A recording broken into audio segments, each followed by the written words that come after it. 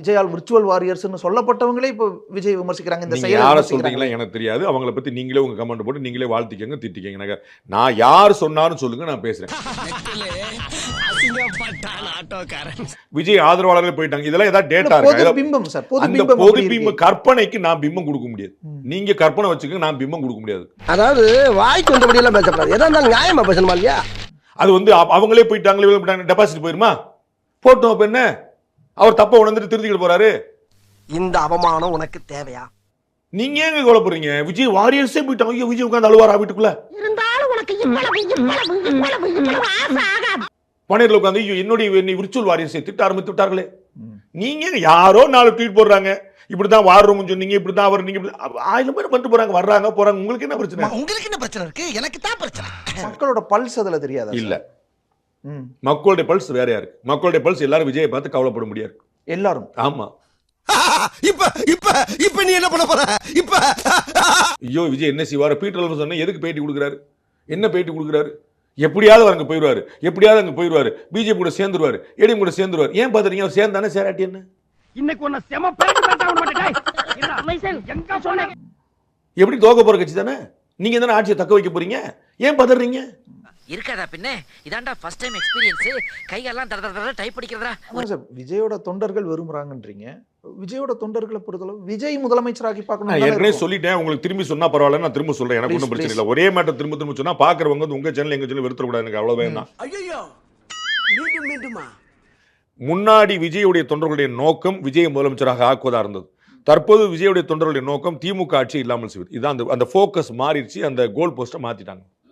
மத்தளத்திற்கு 2 பக்கமும் அடி என்பதை போல இருக்கிறது என்னுடைய நிலைமை. உன் நிலைமை நினைச்சா ரொம்ப பிரதாமா இருக்கடா மச்சான். பாஜக கொள்கை எதிரி. அவங்க எல்லாருக்குமே கொள்கை முரண் இருக்குங்க. நான் சொல்றேன், நீங்க தயவு செய்து ஒரே ஒரு பாயிண்ட் சொல்லணும். ஒரு பாயிண்ட், கம்யூனிஸ்ட் கட்சிகளுக்கும் காங்கிரஸுக்கும் உள்ள கொள்கை உடன்பாடு ஒண்ணே ஒண்ணு சொல்லணும். இல்லையா? அதெல்லாம் இல்லையே. இல்லையா? இருக்குடா. எங்கடா இருக்கு? இருந்தா படிக்க மாட்டேனா? வேண்டாம். காங்கிரஸுக்கும் திமுகவுக்கு உள்ள கொள்கை உடன்பாடு ஒண்ணே ஒண்ணு சொல்லுங்க. 2 பேருக்குள்ள கொள்கை உடன்பாடு ஒண்ணே ஒண்ணு சொல்லுங்க.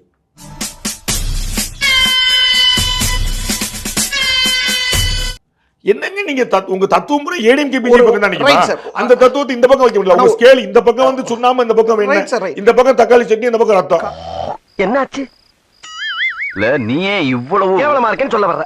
ஒத்துக்கிறேன்.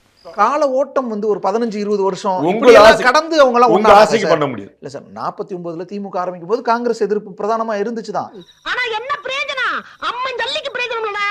ஆனா 2016 தேர்தல்ல திமுக அதிமுகவும் சமமாக விமர்சிச்ச மக்கள் நல கூட்டணி 2017 ஒன்று செஞ்சு கால ஓட்டத்துல சேரல, சேர்ந்துதான் காலம் ஓடி போச்சு. இதுக்கு தான் படிக்கடான்னு அடிச்சுக்கிட்டேன் பசங்கடா அருமைக்கிட்ட முண்டகள் முன்னாடி கூட்டணியில இருந்திருக்காங்க எல்லாருமே. தேர்தல் கட்சி ஆரம்பிச்சாரு, முன்னாடி கூட இருக்க முடியாது. கட்சி ஆரம்பிக்கும் போது டிக்ளேர்டு பிஜேபி எதிரி அப்படிலாம் இருக்கலாம். தேர்தல் சேர்ந்துக்கலாம். மதிமுக உருவானதன் பர்பஸ் சொல்லுங்க. அவனை மாட்டாடா என் பம்பர கட்ட மண்டையா. காரணம் சொல்லுங்க. சொல்லுங்க பா. திமுக வாரிசு வரமாட்டு பாத்தீங்களா எவ்வளவு பதறு. என்னை போய் இந்த வார்த்தை சொல்ல வச்சுட்டீங்க அப்படின்னு பாருங்க. நான் சொன்னேன்ல இன்னைக்கு வனத்துக்கு தீபாவளி தானே, அடிய பாரு. இன்னைக்கு மறுபடியும் அதே விமர்சனம் அவங்க மேலேயே வந்திருக்குல்ல. அதைத்தானங்க சொல்றேன், அதைத்தானங்க நான் சொல்றேன். அவர்களுடைய அந்த கட்சி தோன்றியது நோக்கம் சொல்லுங்க. அவர்களே உள்ள உட்கார்ந்து இருக்காங்க. நான் வந்து ஒரே ஒரு டவுட் தான் உங்கள்கிட்ட கேட்கணும். சூப்பர்ண்ணே கேளுங்க. சோறு திங்க வேற என்ன கேக்குறேன்? அப்புறம் நீங்க ஏன் பதறீங்க? அந்த அந்த அந்த கொள்கை உடன்பாடு முறையில கொஞ்சம் இப்படி திருப்பி தான் பாருங்களேன். வண்டி திரும்பி பிரச்சனை ஆயிருமா? உனக்குன்னு ஒரு இண்டிவிஜுவாலிட்டி இல்லாம போச்சடா. டேய் கொத்தல்லி, உனக்குன்னு ஒரு காலம் ஒட்டச்சிக்கிட்டு வரும்டா. சரிங்க சார், ஆனா அல்டிமேட்டா அவங்க வந்து பிஜேபி எதிரின்ற மாதிரி இங்க அல்டிமேட்டா திமுக எதிரின்ற அடிப்படையில ஒண்ணு ஆயிடுவாங்களா? ஆவாங்களா ஆக மாட்டாங்க. எனக்கு ஜோசியம் பார்க்க தெரியாது. என்ன பேசிக்கிட்டு இருக்கா? எதுக்கு எடுத்தாலும் எனக்கு மடக்காம. ஆனா அவர்களுக்கு நல்லது. ஆகாவிட்டால் அவர்களுக்கு நல்லது இல்லை. நான் உங்களுக்கு சொன்னேன், அவர் முதலமைச்சர் ஆக முடியாது, எதிர்கட்சி தலைவர் ஆக முடியாது. நான் ஒரு நாள் மாத்தல. இன்னைக்கு அதான் சொல்லிட்டு இருக்கேன். இத்தனை பிரச்சனைக்கு அப்புறமா தான் சொல்லிட்டு இருக்கேன். அப்ப அவருக்கு வந்து ஒரு வெற்றி வேணும்னா அவர் வந்து விஜயகாந்த் அவர்கள் பெற்ற உயரத்தோட பெருவெற்ற தொடர்றதுக்கான ஒரே வாய்ப்பு 2026 கூட்டணி சேர்றதுதான். சேர்ந்தாருன்னா உத்தரவாதமான வெற்றி. அந்த கூட்டணிக்கு 200 சீட்டு குறையாம கிடைக்கும். உனக்கு தெரியுது, நம்ம ஊர் ஜனங்களுக்கு தெரியலையே. இதெல்லாம் நீ போய் சொல்லணும்டா. அவர் சேர்ந்தாருன்னா அவருக்கு நல்லது, சேலன்னு 2 பேருக்கு கிடைத்தது. விஜயோட தலைமையை எடப்பாடி ஏத்துக்கிட்டாருன்னு டிடிவி மாதிரியானவங்க விமர்சிக்கிறாங்கல்ல.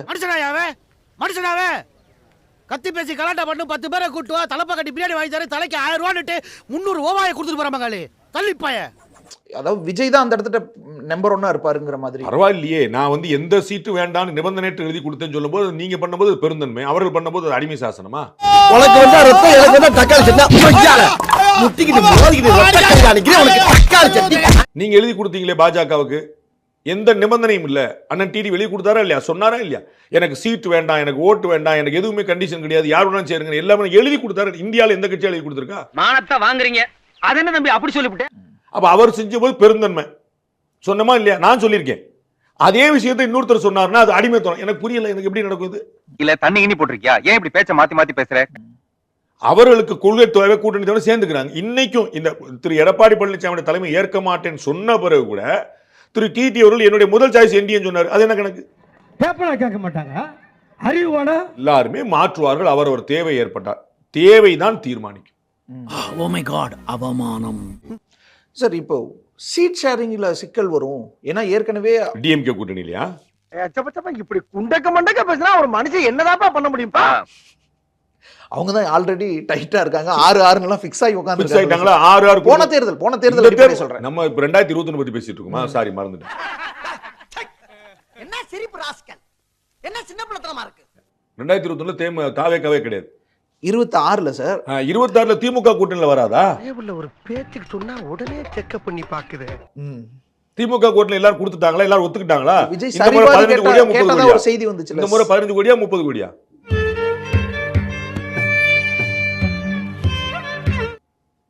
ஒத்துக்கிட்டாங்களா? முடிஞ்சு வச்சா? சரிபாதி விஜய் கேட்டதா ஒரு செய்தி வந்துச்சுல சார். திமுக எவ்வளவு கிடைச்சுன்னு செய்தி இருக்கா? முடியல. பாமக இவங்க 2 கம்யூனிஸ்ட் கட்சி எவ்வளவு கேட்டாங்க செய்தி இருக்கா? மதிமுக அதை பேசுங்க சார். ஆளுங்கட்சி பத்தி பேசுவோம் சார். ஆள போற கட்சி பத்தி அப்புறம் பேசுவோம் சார். எந்த பால் போட்டாலும் கோல் போட்டுறானே.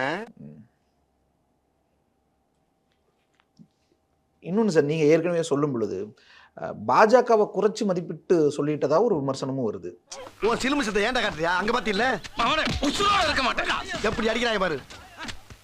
பிச்சு விடுற ராஸ்கல். எனக்கு புரியல. 130 தொகுதிக்கு மேல அதிமுக, மிச்சம் இருக்கிறதுல தாவேக்கா ஒரு 50, பாமக பாஜக ஒரு 20-25 அப்படிங்கிற மாதிரி. நீ கேக்குறத பார்த்தா நீயே சில்லறைய வாங்கிட்டு நீயே ரூட்ட போட்டு கொடுப்ப போல இருக்கு. புதுசா வந்த கட்சி தாவேக்காக்கு நீங்க 50 கொடுத்துட்டு பாஜகக்கு 20-25 தானா? யார் சொல்றா? எந்த ட்ரெண்ட்ல பேசினாலும் எந்த ரூட்ல போனாலும் விடவே மாட்டேங்கிறானே. நான் என்ன விமர்சனங்கள் யாருன்னு சொல்லுங்க. ஏங்க ஏன் குத்து மதிப்பா சமூக உங்களுக்கு வலைதளங்கள் நீங்க பதில் சொல்லிக்கங்க. கடையில பல்ப் எல்லாம் கொஞ்சம் ஆஃப் பண்ணுங்கப்பா. ஏண்டா இவ்வளவு பெரிய பல்ப் நீரி. தேவேந்திரன் பிடிச்சி பாண்டே எப்பயுமே அப்படித்தான் அப்படின்னு சொல்லிக்கங்க. இப்பயாவது பாண்டே பாஜக காரங்க தெரிஞ்சுக்கங்கன்னு சொல்லுங்க. தம்பி அண்ணனுக்கு அது செய்யக்கூடாதா?